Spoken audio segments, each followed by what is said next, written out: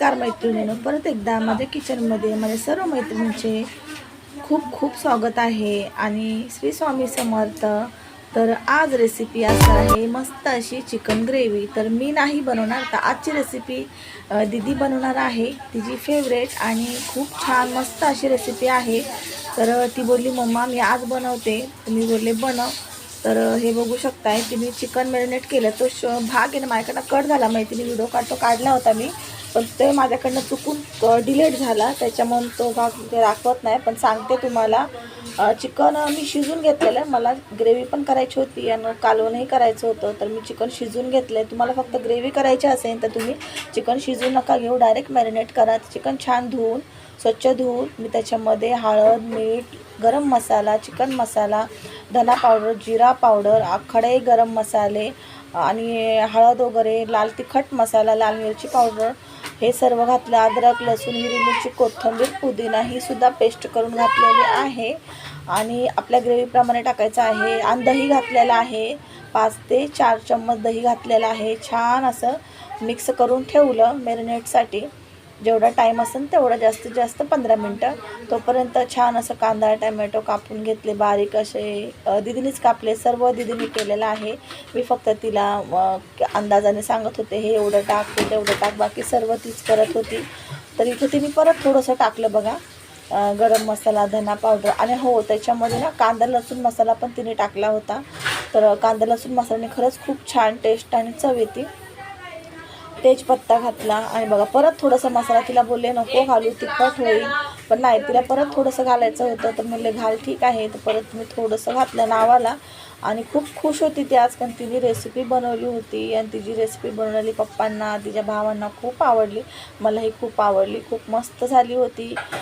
कमीत कमी मसाल्यामध्ये, म्हणजे खोबरं कांदा वगैरे काही नव्हतं वाटण्यासाठी, फक्त तिने कांदा टमॅटोमध्येच फोडणी दिली आणि हेच मॅरिनेटचे मसाले दही वगैरे लावूनच खूप छान अशी ग्रेव्ही झाली होती. तुम्ही नक्की रेसिपी बनवून बघा आणि खाऊन बघा कशी झाली, ते पण मला कमेंटमध्ये सांगा. माझ्या दीदीची रेसिपी तर आम्हाला खूप आवडली. तिच्या पप्पांनी परत तिला सांगितलं अशीच कर म्हणून.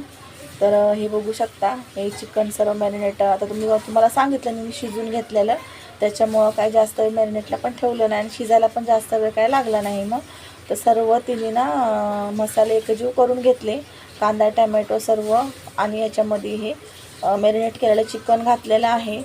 तर हे बघू शकताय आणि सर्व मसाले वगैरे तिने वाटीचं, प्लेट, ताटाचं सर्व काढून घेतले.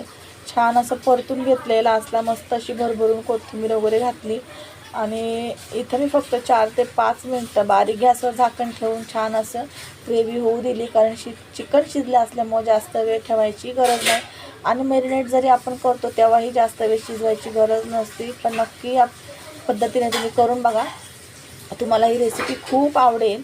पटकन करायचं असेल की आपला, म्हणजे बोलतो ना, लाईट वगैरे गेली असेल किंवा मिक्सर कधी खराब होतो, तर आपण आयत्या मसाल्यामध्ये ही चिकन ग्रेव्ही मस्त अशी झणझणीत सर्वांना आवडणं अशी करू शकतो. अद्रक लसूण पेस्टर ही आपल्याला दुकानामध्ये भेटतेच, लाईट वगैरे गेल्यावर किंवा अर्जंटमध्ये, एवढं काही नाही.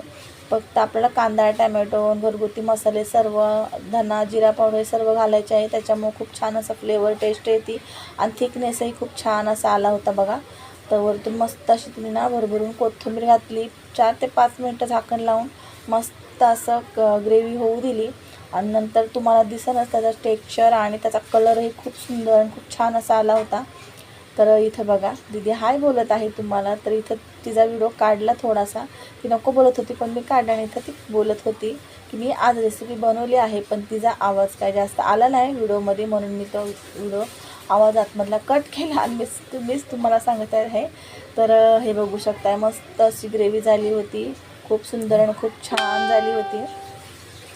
पहिल्यांदाच तिने बनवली होती चिकन ग्रेव्ही, पण खूप सुंदर झाली होती खरंच. खूप मस्त अशा हाताला चव आहे दीदीच्या आमच्या. चला तर कशी वाटली आज दीदीची आमच्या रेसिपी, नक्की मला कमेंट करून सांगा.